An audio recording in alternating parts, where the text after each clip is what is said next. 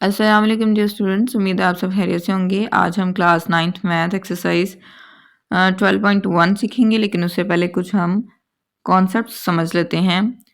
Chapter है 12, नाम है मालूमाती मामलात, इंफॉर्मेशन हैंडलिंग। अगर हम इसका इंट्रोडक्शन देखें तो सबसे पहले डाटा हैंडलिंग का जो लफ्ज़ इस्तेमाल किया था वो सर रोनाल्ड एल्मर फिशर ने इस्तेमाल किया था, जिनकी पिक्चर यहाँ पे गिवन है। और अगर हम कहीं पे लिख देते हैं चंद अदाद को, जैसे यहाँ पे लिखा भी हुआ है 85, 96, 70, 80, 73, 70, तो ये सारा कुछ लिख देना जो है वो शुमारियाती मालूमात नहीं है। अगर हम ये बताएं कि ये किस चीज़ के बारे में, मिसाल के तौर पे अगर हम कहते हैं कि ये तालिब इल्मों के नंबर दिए हुए हैं और इससे हमें ये थोड़ी डिटेल मिल जाती है, तब हम कहेंगे कि ये शुमारियाती मालूमात हैं। सिर्फ हिंसे लिख देना जो है वो शुमारियाती मालूमात नहीं होता, क्योंकि अब हम बता रहे हैं ये बच्चों के नंबर हैं, तो इससे हमें थोड़ी इन्फॉर्मेशन मिल गई है। उसके बाद इन्फॉर्मेशन या मालूमात क्या होती है? किसी चीज़ के बारे में जानना, टू नो अबाउट समथिंग, इसको कहते हैं इन्फॉर्मेशन। और फिर हम जब इन मामलात को तज्ज़िये और तौसीह के लिए मुनासिब तरीके से पेश करते हैं तो हम इसको कहते हैं मालूमाती मामलात। यानी कि जो भी हमारे पास मामलात होते हैं उनको हम एनालिसिस के लिए या उसको फर्दर जो है डिटेल से जानने के लिए पेश करते हैं। इसमें हमने फिर डाटा के बारे में भी जानना है कि वो क्या होता है। जो मीनिंगफुल इंफॉर्मेशन होती है, बामानी मालूमात जो होती है, उसको अदाद शुमार की शक्ल में इकट्ठा करना मवाद कहलाता है। मिसाल के तौर पर आपकी जमात में तलबा की कमियत एक माह में किसी दुकानदार की तरफ से फ़रोख्त किए गए जूतों की तादाद वगैरह। एक दुकानदार है, वो पूरे महीने में कितने जूते सेल करता है, वो सारा डाटा इसमें आ जाएगा, दफ्तरी रिकॉर्ड आ जाएगा। ठीक है, शायाशुदा अखबारात या बराह रास्त भी किसी शोबे से ज़रूरत के मुताबिक हासिल किए जा सकते हैं। तो मालूमाती मामलात अदादी मवाद को जमा करने, तरतीब देने, क्योंकि ये गैर मुसलसल मवाद है तो इसको लिखने के लिए हम मुकम्मल अदाद इस्तेमाल करते हैं। मिसाल के तौर पर एक दुकानदार की तरफ से फ़रोख्त करदा कुतब की तादाद, एक हफ़्ते में अस्पताल जाने वाले मरीज़ों की तादाद वगैरह, ये मवाद सिर्फ गिनती से हासिल किया जाता है। पेपर में आपको मिसाल के तौर पे कोई MCQs में वो आपको कोई एग्जांपल लिख के दे देते हैं और पूछते हैं कि ये किस डाटा की एग्जांपल है, डिस्क्रीट डाटा की है या कंटिन्यूस डाटा की है, तो आपको पता होना चाहिए। आप एक दफ़ा ध्यान से इन चीज़ों को समझ लें ताकि आप MCQs भी सॉल्व कर सकें। अगर आपको कहा जाता है कि एक हफ़्ते में अस्पताल में कितने मरीज़ आए हैं, तो ये क्या होगा, डिस्क्रीट डाटा होगा, गैर मुसलसल मवाद होगा। ठीक है, इसे सिर्फ आप मतलब कि काउंटिंग से ही हासिल कर लेते हैं। और जो कंटिन्यूस डाटा या मुसलसल मवाद होता है, ये एक मुकर्ररा वक्फे में हर मुमकिन कदर ले सकता है। मुसलसल मवाद लिखने के लिए इशारी अदाद इस्तेमाल किए जाते हैं, यानी इसमें पॉइंट्स वाली वैल्यूज़ आ जाती हैं। ये मवाद सिर्फ पैमाइश करके हासिल किया जा सकता है। पहले वाला क्या था, चीज़ों को गिनते थे आप या लोगों को आप गिन रहे थे, और इसमें आप क्या करें, पैमाइश कर रहे हैं। ठीक है, मुसलसल वाले में आप मेजरमेंट कर रहे हैं। जैसा कि जमात में तलबा की कमियत मसलन 28.5 किलोग्राम, 26.5 किलोग्राम, 27.5 किलोग्राम, कितना कितना वेट है, तो इसको आप मेजर करते हैं, पैमाइश करते हैं। तो दोनों में फ़र्क आपको उम्मीद है समझ आ गया होगा। उसके बाद गैर ग्रोही मवाद और ग्रोही मवाद होता है। अनग्रुप्ड डाटा होता है गैर ग्रोही मवाद और ग्रुप्ड डाटा होता है ग्रोही मवाद। वो मवाद जो किसी मुनज़्ज़म तरतीब, ग्रुप्स या क्लासेस में तरतीब ना दिया गया हो, इसे अनग्रुप्ड डाटा या गैर ग्रोही मवाद कहते हैं। मिसाल के तौर पर एक माह में दुकानदार के फ़रोख्त किए गए खिलौनों की तादाद 10, 5, 8, 12, 15 इस तरह ये सारी दी हुई है। तो इन्होंने इसकी कोई प्रॉपर क्लास तो नहीं ना बनाई, कोई ग्रुप तो नहीं ना बनाया हुआ, कोई इसकी आगे फ्रीक्वेंसी तो नहीं लिखी, बस ये आपको सिंपल डाटा उन्होंने दे दिया। तो ये क्या है, अनग्रुप्ड डाटा, गैर ग्रोही मवाद है। आपके पास ये क्लास लिमिट या जमायती हदूद अगर दी हूँ 5 से 9, 10 से 14, 15 से 19, आगे टैली निशान है, फिर उसी के हिसाब से फ़रोख्त किए गए खिलौनों की तादाद फ्रिक्वेंसी दी हुई है। टैली निशानों को आप गिनते जाएँ और आगे लिखते जाएँ। तो इसका मतलब ये है कि ये ग्रुप्ड डाटा है। इसमें क्या है, आपके पास ग्रुप बने हुए हैं, क्लासेस बनी हुई हैं। तो इसलिए क्या कहेंगे, अगर हम ऊपर दिए गए मवाद को ग्रोहों या जमातों में तरतीब दे दें तो यही क्या होगा, ग्रोही मवाद बन जाएगा। जो गैर ग्रोही मवाद होता है ना, खाम मवाद के नाम से भी जाना जाता है। खाम चीज़, जैसे हम कपड़ा तैयार करना चाहें तो उसके लिए कपास जो है वो खाम है, ठीक है, खाम माल है। तो इसी तरह गैर ग्रोही मवाद का दूसरा नाम क्या है, खाम मवाद।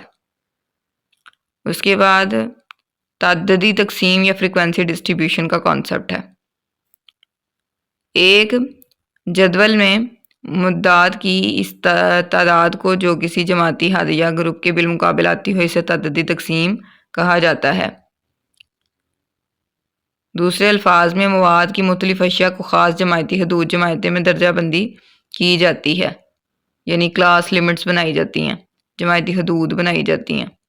हर जमात में मौजूद अशिया की तादाद उनके सामने लिख दी जाती है, जैसे ये बना भी हुआ है, ठीक है, ये जमाती हदूद बनी हुई हैं, आगे उनकी टैली मार्किंग हुई हुई है, फिर उसके बाद फ्रीक्वेंसी लिखी हुई है। ये चीज़ वो बता रहे हैं। तो इस सारे अमल को हम क्या कहते हैं, ये जो तरतीब दिया गया मवाद है, इसको हम क्या कहते हैं, ताददी तकसीम या फ्रीक्वेंसी डिस्ट्रीब्यूशन। ताददी तकसीम की तश्कील कैसे की जाती है, इसमें खाम या गैर ग्रोही मवाद को जमातों में पेश किया जाता है, यानी कि जो खाम या गैर ग्रोही मवाद है उसकी हम क्या बना देंगे, जमातें बना देंगे, क्लासेस बना देंगे। जमातों की तादाद को हम अपनी मर्ज़ी के मुताबिक ले सकते हैं, जितनी मर्ज़ी तादाद हम रखना चाहें हम रख सकते हैं। आम तौर पर जमाती हदूद की जिसामत का तयन सबसे बड़ी मद और सबसे छोटी मद और जमातों की मतलूबा तादाद को मद्देनज़र रखते हुए किया जाता है। अगर हमने साइज़ बताना है कि कितना होना चाहिए, वक्फ़ा कितना होना चाहिए जमाती हदूद की जिसामत, तो इसके लिए हमारे पास सबसे बड़ी वैल्यू होनी चाहिए, सबसे छोटी वैल्यू होनी चाहिए, और जितनी क्लासेस हम बनाना चाह रहे हैं वो होनी चाहिए। तो मवाद की सात या रेंज क्या होती है, सात या रेंज कहते हैं सबसे बड़ी में से सबसे छोटी वैल्यू को निकालना।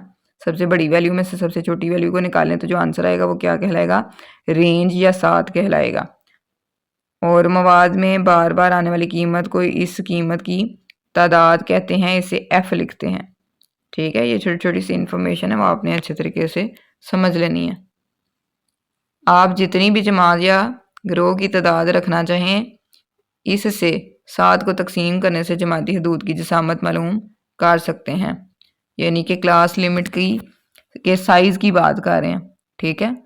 जो हमें इधर ये टेबल दिया हुआ है ना, इसमें आप देखें 5 से 9, 10 से 14, 15 से 19, ये इनके दरमियान कितना साइज़ है, आप गिने, 5 से गिनना शुरू करें, 5, 6, 7, 8, 9, 5 5 का वक्फा दिया हुआ है इन्होंने। तो जमाती हदूद के दरमियान कितना गैप होना चाहिए, वो कैसे निकालते हैं, सबसे बड़ी वैल्यू में से सबसे छोटी वैल्यू को निकालें और उसको क्लासेस की तादाद से तकसीम कर दें, तो जो आंसर आएगा ना वो आपके पास जमाती हदूद का साइज़ या उसकी जिसामत आ जाएगी।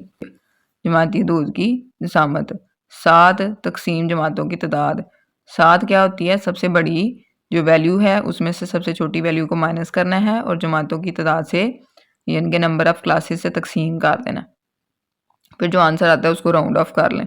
10.6 आ रहा है तो उसको राउंड ऑफ करेंगे तो 11 हो जाएगा, क्योंकि 10.6 तो कोई बनता नहीं ना, राउंड ऑफ करके करना है हमने। फिर कहते हैं जी हकीकी जमाती हदूद यानी कि क्लास बाउंड्रीज़ को आमतौर पर झैल तरीके से मालूम किया जाता है। पहली जमात की बलाई जमाती हदूद और दूसरी जमात की ज़ेरी जमाती हदूद हमने मुंतखब कर लेनी है, उन दोनों के दरमियान फ़र्क निकाल लेना है, उसको 2 से हमने तकसीम करना है और इस कीमत को ज़ेरी जमाती हदूद में से तफरीक करना है और बलाई वाली में जमा कर लेना है। यानी क्या किया हमने, पहली जमात की अपर क्लास लिमिट ली और दूसरी जमात की लोअर क्लास लिमिट ली, तो दोनों का हमने डिफरेंस ले लेना। पहली क्लास से उठाएं क्लास लिमिट, ठीक है, उसकी आपने अपर वाली वैल्यू लेनी है और दूसरे वाले की लोअर वाली वैल्यू लेनी है, तो दोनों का फ़र्क निकालेंगे ना तो आपके पास एक वैल्यू आ जाएगी, उसको आप 2 से डिवाइड करेंगे ना तो फिर जो रकम आएगी उसको लोअर क्लास लिमिट में से माइनस कर देना और अपर क्लास लिमिट में ऐड कर देना। जो पहले ही छोटी वैल्यू उसमें से माइनस करते जाएं, जो बड़ी वैल्यू उसमें ऐड करते जाएं। तो लोअर क्लास लिमिट छोटी होती है और अपर बड़ी होती है। तो इस तरीके से आपने इसके कुछ बेसिक कॉन्सेप्ट्स को उम्मीद है कि समझ लिया होगा। ये इधर उन्होंने तरीका करके भी बताया हुआ है कि कैसे करना है। जैसे अब इधर 9 10 दिया हुआ है ना, तो 10 और 9 का फ़र्क निकालें तो क्या आएगा। एक को 2 से तकसीम करें 0.5, 0.5 को आपने 5 में से माइनस करना है, 9 में जमा करना है। तो 5 में से 0.5 निकालेंगे तो 4.5 आ जाएगा और 9 में जमा करेंगे तो 9.5। ऐसे ही बाकी भी करना है। यहाँ पे एक दरमियानी नुक्ता या मिड पॉइंट का कॉन्सेप्ट है। तो मिड पॉइंट में आपके पास अपर क्लास लिमिट और लोअर क्लास लिमिट जो दी होती है ना, उसको आप दोनों को जमा करो और जमा करके 2 पे तकसीम कर दो तो मिड पॉइंट निकल आता है। ठीक है, दरमियानी नुक्ता निकल आता है। दरमियानी नुक्ते का दूसरा नाम होता है जमाती निशान। फार्मूला मैंने आपको बता दिया कि लोअर क्लास लिमिट और अपर क्लास लिमिट को जमा करके 2 पे तकसीम करें तो मिड पॉइंट या दरमियानी नुक्ता निकल आता है। लिखा हुआ ना 45 और 49, इन दोनों को ऐड करके 2 पे डिवाइड करेंगे, जो आंसर आएगा ना वो इसका मिड पॉइंट होगा। पहले वाला देखें ना, 45 + 49 डिवाइडेड बाई 2, तो आंसर आ रहा है 47। इसमें हमने इंफॉर्मेशन हैंडलिंग से रिलेटेड क्वेश्चंस करने हैं। एक्सरसाइज 12.1 का क्वेश्चन नंबर 1 है कि हमें कुछ स्टूडेंट के स्कोर्स गिवन हैं और नंबर ऑफ स्टूडेंट्स भी गिवन है। इसको हम कहते हैं क्लास लिमिट। ठीक है, तो जमायती हदूद होती है ये, और इसमें ये जो पहले वाली है क्लास लिमिट, इसको हम कहते हैं लोअर क्लास लिमिट या ज़ेरी जमायती हदूद, और इसको कहते हैं अपर क्लास लिमिट या बलाई जमायती हदूद। ठीक है, और इसी तरह से ये बाकी भी हैं। नंबर ऑफ स्टूडेंट्स यानी कि तालिब इल्मों की तादाद है, इसी को हम फ्रीक्वेंसी भी कहते हैं, क्योंकि तादाद और फ्रीक्वेंसी एक ही चीज़ है। तो क्वेश्चन नंबर 1 में उन्होंने फर्स्ट पार्ट में पूछा हुआ है कि what is the upper limit of the last class. तो हमने लास्ट क्लास में जाना है, उसमें अपर लिमिट क्या है 53, वो बता देना है। उसके बाद सेकंड पार्ट में उन्होंने कहा हुआ है what is the lower limit of the class 39 to 43। अब इन दोनों में से ये वाली जो है लोअर क्लास लिमिट है, यह ज़ेरी जमायती हदूद है, तो आपने 39 बता देनी है। उसके बाद थर्ड पार्ट में कहा गया है what is the mid point of the class 34 to 38। इसमें आपने दरमियानी नुक्ता बताना है, और उसका तरीकाकार ये होता है कि इन दोनों वैल्यूज़ को जमा करके 2 पे तकसीम कर दें। 34 + 38 हो जाएगा और डिवाइडेड बाई 2 कर देंगे, तो ये आ जाएगा 72 डिवाइडेड बाई 2, तो 2 36 72 होता है, तो 36 आंसर आ जाएगा। उसके बाद इसी क्वेश्चन का फोर्थ पार्ट है what are the class frequency of the classes. इनकी क्लास फ्रीक्वेंसीज बतानी है। ठीक है, यहाँ पे क्लास फ्रीक्वेंसी से मुराद जो नंबर ऑफ स्टूडेंट्स हमारे पास गिवन था ना, यहाँ पे ये चीज पूछ रहे हैं। तो क्लास फ्रीक्वेंसी 44 से 48 की क्या है। 44 से 48 देखेंगे, इसमें 15 है। फिर दूसरे नंबर पे उन्होंने कहा है कि 29 से 33 वाला जो है, 29 से 33 वाले की 6 है, तो हमारे पास 2 वैल्यूज आ जाएंगी, एक की 6 है और एक की 15 है। उसके बाद फिफ्थ पार्ट में यहाँ पे होना चाहिए what are the sizes of class limits in the above distribution, के जो जमायती हदूद है उसका साइज क्या है। ठीक है, उसका तरीकाकार क्या होता है, हमारे पास 3 चीजें होनी चाहिए। सबसे बड़ी वाली वैल्यू होनी चाहिए, सबसे छोटी वाली वैल्यू होनी चाहिए। ठीक है, और जमातों की तादाद होनी चाहिए। सही है, सबसे बड़ी रकम होनी चाहिए, सबसे छोटी रकम होनी चाहिए और जमातों की तादाद, ग्रेटेस्ट वैल्यू, लोएस्ट वैल्यू और number of classes, number of class और नंबर ऑफ क्लासेस होनी चाहिए। ठीक है, तो सबसे बड़ी वाली वैल्यू हमने गिवन डाटा में देख लेनी क्या है, वो लिख दी 53, क्योंकि हमारे पास यहाँ पे ये है 53 सबसे बड़ी वाली वैल्यू, और सबसे छोटी वाली वैल्यू 24 है, तो हम वो लिखेंगे। सबसे बड़ी वाली वैल्यू में से सबसे छोटी वाली को माइनस करके और तकसीम करना होता है हमने नंबर ऑफ क्लासेस पे। तो हमारे पास नंबर ऑफ क्लासेस कितनी है, 6। कैसे पता चला, 1 2 3 4 5 6।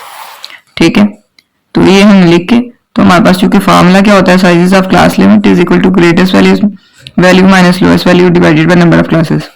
53 में से 24 को माइनस करेंगे 29 डिवाइडेड बाय 6 करेंगे तो 4.8, राउंड ऑफ करेंगे तो 5 आ जाएगा। तो आप देखें इनमें 5-5 का ही गैप है। ठीक है, कैसे पता चला, 24 25 26, 27, 28, 5 का गैप है ना।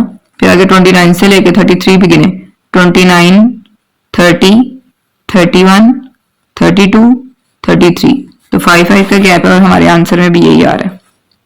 6 पार्ट में कहा हुआ है कि इन विच क्लास और group does minimum number of students fall. तो हमने देखना है कि सबसे कम स्टूडेंट्स किस में है, तो ये 3 वाले में है, तो इसका मतलब है 24 से 28 वाली क्लास या ग्रुप में सबसे कम स्टूडेंट्स की तादाद है, तो ये हमने इधर मेंशन कर देना। उसके बाद हमें पूछा है व्हाट इज द, यहाँ पे आएगा लोअर लिमिट, ठीक है, of the class having 15 as its class frequency. देखना है कि हमारे पास एक क्लास है और उसकी फ्रीक्वेंसी दी है 15, तो उसकी हमने ना लोअर लिमिट चेक करनी है, इधर लोअर मिसिंग है, ठीक है, तो हमने 15 वाले को पहले देखना है। ये है 15 वाला, इसकी ये अपर क्लास लिमिट है और ये लोअर क्लास लिमिट है, ये बलाई जमाती हदूद है और ये जेरी जमाती हदूद है, ये पूछी हुई है उन्होंने 44, तो ये हमने बता देनी है कि 44 है। What is the number of students having scores between 24 to 43? 24 से 43 तक हमने देखना है कि नंबर ऑफ स्टूडेंट्स कितने बनते हैं। 24 यहाँ है और 43 यहाँ है, तो इनके नंबर ऑफ स्टूडेंट्स ये नीचे दिए हुए हैं। 3 + 6 + 12 + 23 करेंगे तो आंसर आ जाएगा। इन सबको जमा कर दें, 44 आंसर आ जाएगा। क्वेश्चन नंबर 1 इस तरह से कंप्लीट हो जाता है। फिर क्वेश्चन नंबर 2 है। क्वेश्चन नंबर 2 में उन्होंने आपको अनग्रुप्ड डाटा दिया हुआ है। एक स्कूल के स्टाफ के लिए ना कुर्सियाँ आपने रिपेयर करवानी है, तो जितना खर्चा आएगा वो यहाँ पे दिया हुआ है। सबसे छोटी वैल्यू देखें 144 है और सबसे बड़ी है 167।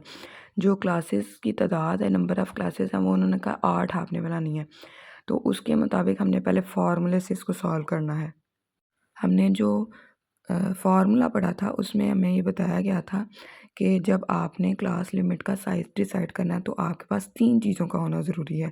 सबसे बड़ी वैल्यू, उसमें से सबसे छोटी वैल्यू को माइनस करके तकसीम कर देना है आपने नंबर ऑफ़ क्लासेस से। तो सबसे बड़ी वैल्यू 167 है, सबसे छोटी 144 है, दोनों का डिफरेंस लें और डिवाइड करें 8 से। 167 में से 144 को माइनस करेंगे 23 आएगा और जो 8 उन्होंने क्लासेस की तादाद बताई है उससे डिवाइड करेंगे। 167 में से 144 को माइनस किया तो 23 आएगा, उसको 8 से डिवाइड करेंगे तो 2.8 आएगा, राउंड ऑफ करेंगे तो 3 आएगा, यानी 3 का गैप लेना है। तो आपने क्या करना है, सबसे छोटी वाली वैल्यू देख लेनी है जो भी है आपके पास। फॉर एग्जांपल 144 है, तो इनका जो गैप है 44, 45, 46, तो 3 का गैप बन गया। फिर आगे यहाँ पे 46 है ना, तो यहाँ पे 47 से शुरू करना है, 47, 48, 49, फिर यहाँ से 50 से शुरू करना है एंड सो ऑन। इसको लेके सबसे बड़ी वैल्यू तक जाना है 167। ये हमने इसकी क्लास लिमिट्स बना लेनी है। फिर उसके बाद ना जो डाटा आपके पास दिया होगा ना अनग्रुप्ड होगा,